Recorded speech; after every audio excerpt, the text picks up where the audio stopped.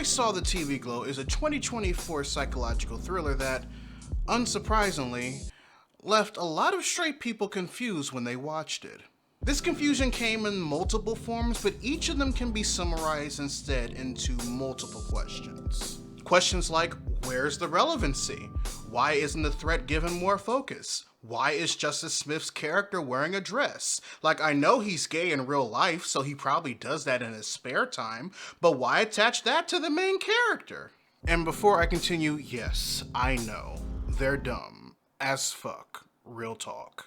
Because when the movie came out, a lot of people who didn't relate to the experience going on in the movie said with the confidence of Kevin Hart with their whole ass chest that they either couldn't or refused to acknowledge that this thriller that was marketed as a horror movie is just one big allegory for being trans. They instead focused on how the plot device of the TV show was underutilized as a horror element, or how the emotional nostalgic connection we have to old comfort movies and TV shows was the actual allegory the movie was trying to make.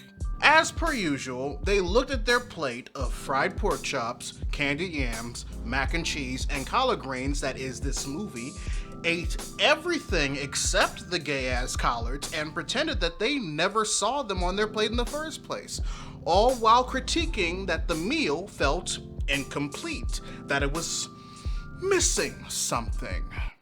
Gee, I wonder what, Oliver?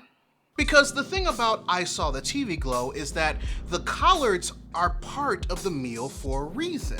They are the basis of what this plate is and what keeps the other themes presented on it together. To ignore the collard greens just because the only green things that you eat are jelly beans and toothpaste is to ignore the meal itself. Thankfully, I realized this about the movie the moment the opening scene started to play. So while I admit that I did want to see more on the supernatural element that made this a psychological thriller present, I definitely saw the writing on the first wall I saw upon approaching the fucking house. Now, it might be because I'm bi, but because I saw this movie in a slew of more perspectives. Because my bisexual ass accepted the film's transness, which you wouldn't think is a problem for other queer folk, but is actually becoming more of one with the amount of queer respectability turfs popping up all over the place now, seeing the way both queer people in general can relate to the main character and how queerness over the course of history has been embedded in the themes and culture displayed across this movie became incredibly easier to do. That's why, for today's lesson, I want to extend that feeling to you, the straights. Specifically the ones that just can't understand why transness and queerness are both essential to the story simply because you can't relate to it. And my goal is that once you do, you'll walk away from this video with the knowledge, the consideration, and maybe the empathy to resist that want to declare something uninteresting and irrelevant just because it doesn't involve you. Consider this my community service for the year 2024. Let's begin.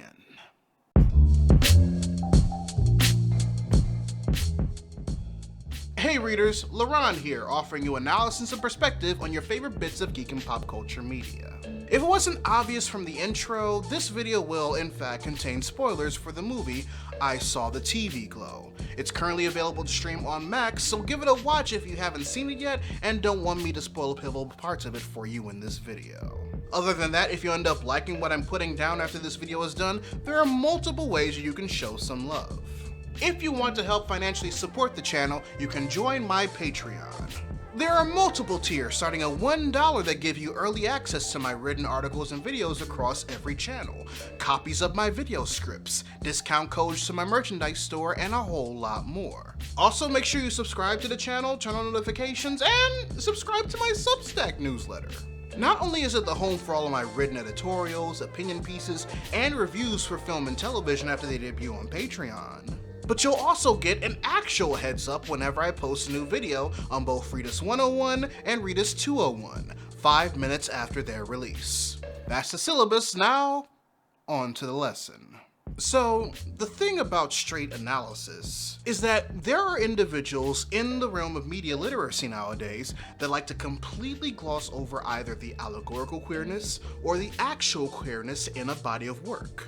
Only to say that the blanket said queerness was actually nestled under is the only theme that is worthy of being the main analytical focus of the piece. Because heteronormative stories are the societal norm, those who are brought up, identify as, and fall under the same norm are given a privilege to assume that their point of view is the one that should be taken as top priority, even if the story isn't about or promoting heteronormativity at all.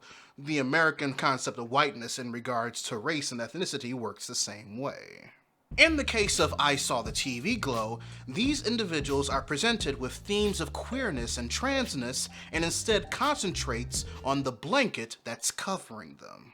And what the blanket represents here are the quote-unquote horrors of fandom nostalgia when you develop a dangerously obsessive parasocial relationship with it. Because of the supernatural elements that we experience over the course of the narrative, the visuals and the cinematography, and even the promotion of the movie itself, they only see this possible hold that the television show The Pink Opaque has on Owen and Maddie in choosing them to be their new vessels for the fictional characters Isabel and Tara respectively, in order for them to carry out its cancelled 6th season.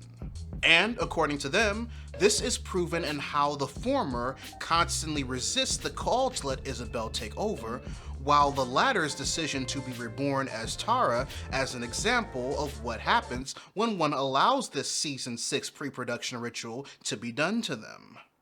Maddie. That's not my name. Is this a wrong way of interpreting the plot of I Saw the TV Glow, or even how we're supposed to look at both Owen and Maddie? No. Because this definitely presented itself and was a prominent plot point over the course of the story. But it was done for the purpose of disguising queerness, because the idea of trans realization even being entertained was impossible for them to achieve willingly.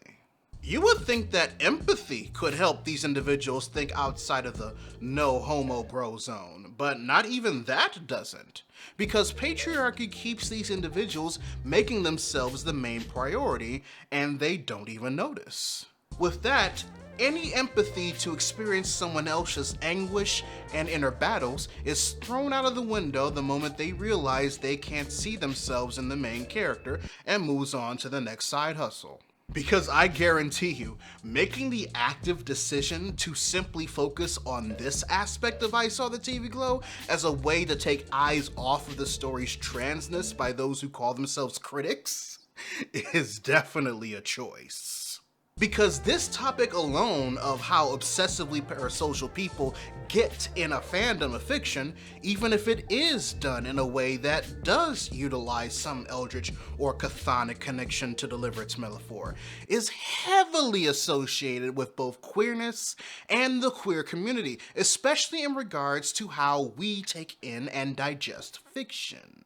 It's to the point where it is literally impossible to talk about bitches obsessed with the fandom of their favorite movie, show, or book series without associating it with the queerness that enables it, both in individuals and even as a construct. We, and by we I mean queer folk, unhealthily obsess over fictional characters all the time.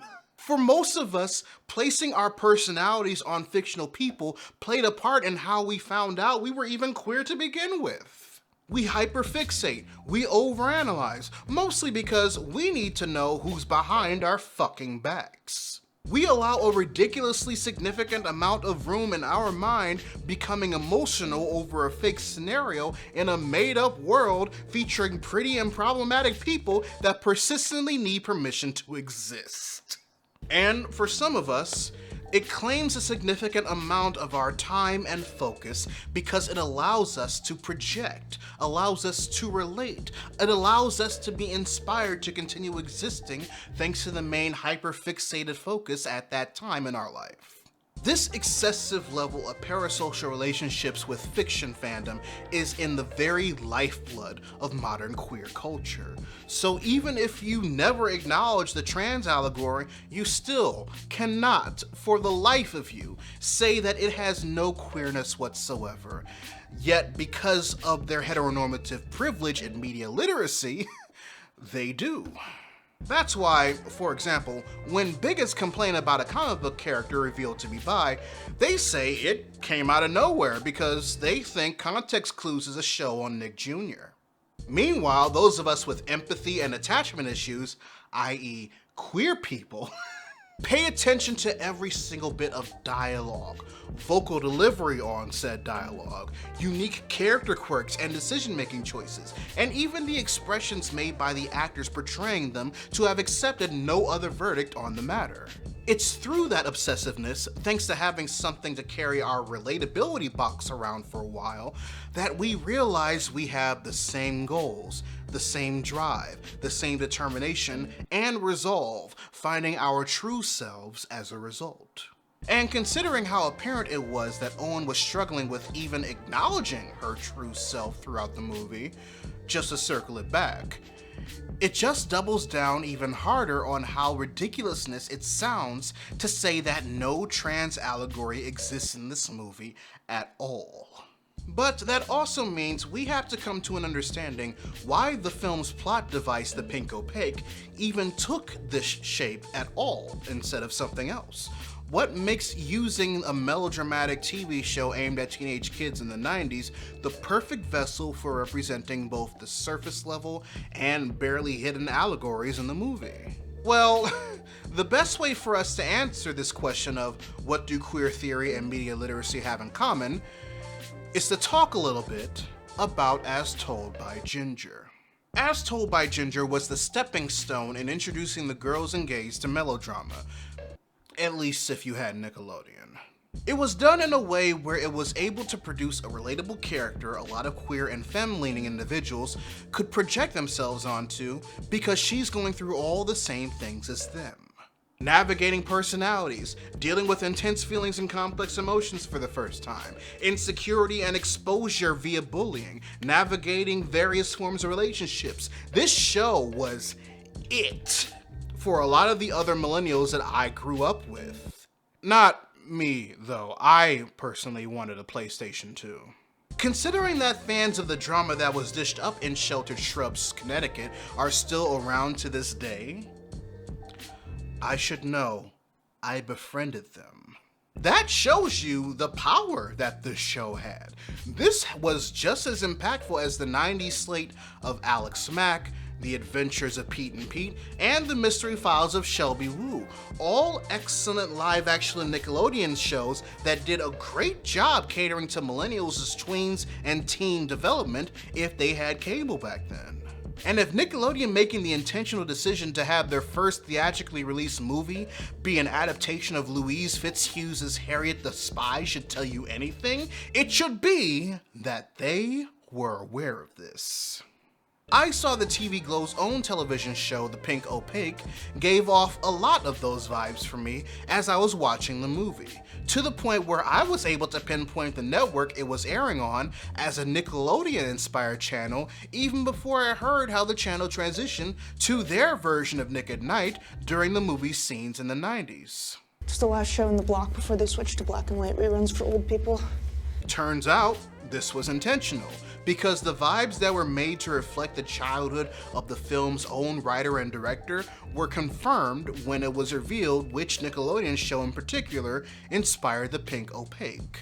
While I thought it was the Tomorrow People, it was actually Pete and Pete. In hindsight, I should have realized it was going to be Pete and Pete after I saw the Monster of the Week in the first episode Owen ever watches. Hell, Danny Tamborelli, Little Pete himself, has a cameo in the movie. So if the Mr. Softy monster in the first episode Owen watched wasn't an indicator, then seeing his face definitely will be. And while Pete and Pete's tone fit the surreal slice of life vibe in both the Inverse television show and the very movie itself, that meant that the action and drama portions of the show gave off, in Maddie and Owens' mind, must have came from somewhere else. And while I admit I once again thought it had to have come from the Tomorrow People, the single writer and director of I Saw the TV Glow said it was actually inspired by a gay cult classic, the WB's Buffy the Vampire Slayer. Now, I've never watched Buffy the Vampire Slayer or its spin-off Angel, and honestly, considering my relationship with Joss Whedon, I probably never will. I haven't even watched any of the other primetime non-Whedon WB shows like Charmed and Gilmore Girls that are usually associated with those two. But that doesn't stop the fact that one of the biggest unintentional demographics that make up the fan bases for all of those shows, unsurprisingly, are queer people of various yet related reasonings. We associate ourselves with the supernatural because being magical or monstrous goes against the religion that's constantly used to persecute us or treat us as outcasts. There are elements of found family that a lot of older queer folk gravitate toward because of the lack of familial acceptance and the need for family in their support network after being disowned by the one they were born into. Some of us see ourselves as the likes of Buffy and other characters in those shows, similar to how most of the black and white films starring the golden age divas of Hollywood were written by and about queer men first and foremost, before the gender of the main character was swapped from male to female so that studios would buy their movie scripts without interference from the Hays Code. This was something that occurred to Owen after she saw the Pink Opaque's melanated main character, Isabel, for the first time. Yes, you have the horror that applying the what if question to the concept of someone forming dangerous parasocial attachments with a TV show meant for children yields. Maddie and Owen watched the show together during very important mental and emotional states in their lives, and in doing so, the energies of the show's main characters, Tara and Isabel, claim Maddie and Owen respectively as their new vessels so that they can resolve the important cliffhanger episode that turned into the show's finale when it was canceled after its 5th season. As a fiction writer myself, that sounds like a great plot vehicle to relay the dangers of holding on to the blissfulness of nostalgia until you just get lost in it and completely fall out of touch with reality. But, like I previously talked about how prone queer individuals are to project their quirks and personalities onto characters if it means there's any chance of seeing any form of representation, you would be surprised hearing how many times a queer person learned about and discovered an aspect about who they are just because they gravitated toward a specific character in one of these melodramas. It's something that we've been doing on outcast characters like the classic monsters of Universal Studios for decades. Owen watching her first commercial for the Pink Opaque that centered Isabel, Owen watching her first episode of the Pink Opaque and being properly exposed to Isabel, and then the Pink Opaque making enough of a connection with Owen that she started dreaming about Isabel heavily foreshadows a trans experience. Owen that night had a thought that was the equivalent of the one gender dysmorphia meme, do I want to date her or do I want to be her? Because a lot of queer people begin their journey of self and rediscovery in real life thanks to looking at characters that either reflect what they want or show them what's missing, I think it's safe to say that that's a bit more important than any plot device of a psychic connection established between the IRL watcher and the TV character that they watch between realms. It's because I Saw the TV Glow actually knows this that we get to see how these two allegories interact and collaborate with each other, using moments over the course of Owen's life to share how her experiencing Isabel's want to be released from the limbo of the TV show is relatable to her discovering her transness. The moments of her growing comfortable in it, the moments of her being ashamed of it, the moments of her masking it, and the moments of her pleading for it. Instead of blindly seeing only the aspect that has nothing to do with queerness like some people, queer folk, especially those who are trans, see how both allegories actually complement each other once you're no longer afraid to acknowledge that both are present in the film. But despite this being an accurate and understandable reason as to why choosing to say this film has no queer allegories, it's just blatant queer and transphobia at this point, we get clear readings of the queerness of being trans not just from the moment this film starts. And that's because another valid reason why this film should be looked at through the trans lens first and foremost, never mind a queer one, is that it's trans because they said it's trans. So I know that when it comes to media literacy, even fandom sometimes, real talk, respecting authorial intent is more of a suggestion than a given. In a queer sense, we do this whenever we ship two cis-het male characters in a TV show together, or when someone imagines that the MCU version of Peter Parker is actually trans, top surgery, scars and all. Because the majority of the characters that are given that go-ahead to exist by the big money factory film and TV are being treated as slaves to patriarchal heteronormative capitalism, seeing actual LGBTQIA+ characters was rare until the discovery of rainbow capitalism. And even when the handful of kids shows with those characters initially intended to be present go into production, only about 2 out of 10 of those shows didn't get heavily bombarded with cans of the studio execs' make it straighter spray. Disregarding authorial intent plays so hard in the queer community, especially when those who deny our existence in fiction often are cut from the same cloth of individuals who can't see the symbolic meaning behind why the door is red because they never took 9th grade English. When we find the right combination of world building and characters within, we gain a connection with a selective handful of them via points made previously and use those familiar threads to tug on and experiment with various desires. And that's because up until recently, we haven't seen anything in the media that can prove to be an actual representation of how we live. So when Jane Schoenburn, the non-binary writer and director of I Saw the TV Glow, tells everyone that this movie is about the egg crack moment related to one discovering their transness, we as queer people can't help but to celebrate and display it. Finally, authorial intent where the intention immediately had us in mind. And because it was made by someone who knows that the self-prioritization of heteronormativity won't accept anything less than you blatantly shouting it in faces that refuse to break away from it, there's nothing about how the trans allegory was delivered, other than the blatant ignorance and homophobia of the individual watching this movie, that leaves anything up to the imagination. And it's because we have this nice respite of disregarding authorial intent that we read every single experience that was thrown Owen's way over the course of the movie as queer and trans, because this time, it actually is. We can see the scene of Maddie crying because she finally realized she and Tara are the same, and be correct that something queer was happening because of how familiar that moment can be to everyone that watched it. We can look too deep into things and overanalyze the way Owen's decision-making process was over the course of the film, like we do in fandoms with characters that we habitually have to adjust to make work for us, only for us to be correct in our theories because Owen is a character that was already made to work for us by proxy. Finally, a movie where I can look at every single crevice of its runtime with the queer lenses that I look at the world through.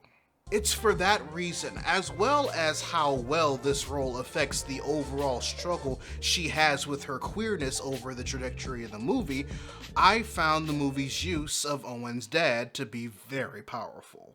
Owen, in wanting to watch Pink Opaque, asks to sleep over another's house, and in order to get permission, she has to ask her father, in which she sheepishly asks her mother, Can you ask him for me? and she does because she's a good mom and Owen is a good kid. We find that out later. But thanks to both Danielle Deadwyler's acting and even the cinematography, we were able to pick up the idea that whatever intimidation Owen might feel toward her father being such an imposing force is shared with Owen's mom as well. So when we grow up with Owen and we see that her father gives off the stereotypical features of a white, conservatively masculine 45-year-old, the palpable feeling of worry and panic we felt earlier feels right at home with this character.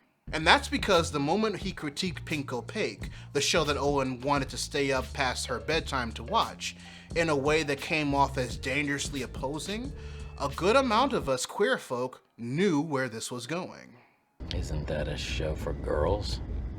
I say that because I, a cis man, have also felt the intimidation of wanting to express myself in ways outside of traditional masculine patriarchy. I wanted the easy bake oven, I wanted the fashion, I wanted to be an actor instead of an engineer like my mother wanted me to be in case Hollywood didn't want me. And in my pursuit of these things that eventually bloomed into very important flowers in my garden, I got questioned by parental figures, peers, and role models, and felt a bit lesser because I wasn't getting all of my food from the only buffet line. I felt that even in my bisexuality, discovering my bisexuality, acknowledging my bisexuality, accepting my bisexuality, this queerness is something that exists out of the bubble of societal norms for someone who presents as a man. A lot of queer people feel the pressure that comes from facing that system that the father represents. It's trauma from being reprimanded just for declaring who you are, for feeling comfortable in your own skin, having to lie to it in order to operate in your state of normal, or even in an attempt to divide from that state of normal and hopeful assimilation. And because Owen carried this feeling with her as she continued to grow and live with it, it was doubled down upon her as she continued to live a lie. Despite that relatability in queer culture as a whole, it absolutely makes sense for this to be a prevalent feeling in discovering one's transness. In the eyes of society and gender, it's a sign of unthankfulness because you didn't want to play in this sandbox. You are returning a blouse to the only boutique in the neighborhood after you were gifted it from a friend, and they don't know why. Owen's experience with her dad visualizes this, especially as she goes through the discovery and acknowledgement of her transness. You can even see how it affected her after he died and how she channeled her inner Chappell Roan lyric, paraphrasing, to do everything she could just to stop the feeling. Especially when you remember that the end of the movie wasn't the only time she's ever sheepishly apologized to the purveyors of patriarchal masculinity. I'm sorry that I'm late. There was a down power line. Can straight cis men relate to the despair, the fear, and the frustration Owen feels in I Saw the TV Glow? Absolutely they can. There are plenty of straight-led stories where, for example, a guy wanted to draw comic books over or instead of playing football or something. Shit, even Waterboy is a subversion of that situation to teach late teenage boys that the Wolfpack masculinity they were brought up to believe was a lie. The thing is, because these men are still naturally in the binary, that sense of relatability is diluted because of their ability turned privilege to not be weighed down by it. They don't have to worry about coming out. They don't have to worry about being accepted over something that's not socially normalized already. Shit, they don't even have to worry about accepting themselves. They don't have to worry about constantly struggling with these aspects of being part of them and possibly get exiled from the tribe to survive these harsh conditions alone because of it. Maybe for other reasons, but not in a way where the trajectory of one's entire life will possibly change if they do. That's what's so noticeable, so pungent about Owen's journey and I Saw the TV Glow. Everything over the course of it was so obviously satisfying. Even the ending, when it showed us how that fear can keep us trapped until we're finally ready to live out loud. But I digress, readers. Your homework assignment for the day. Write in the comment section below what you thought of I Saw the TV Glow if you've seen it. Or if you feel like sharing with the rest of the class a film or TV show that you've seen that offer blunt and direct but brilliant queer allegory, but was ignored in favor of the more evergreen options. Whichever question you decide to answer, I'd love to know your thoughts. A huge shout out to my patrons both big and small for helping make this channel possible. Make sure you check out the card at the end of the video to join, or click the link to it or any of my affiliates in the description box below. But until then, this is Readus 101. Class dismissed.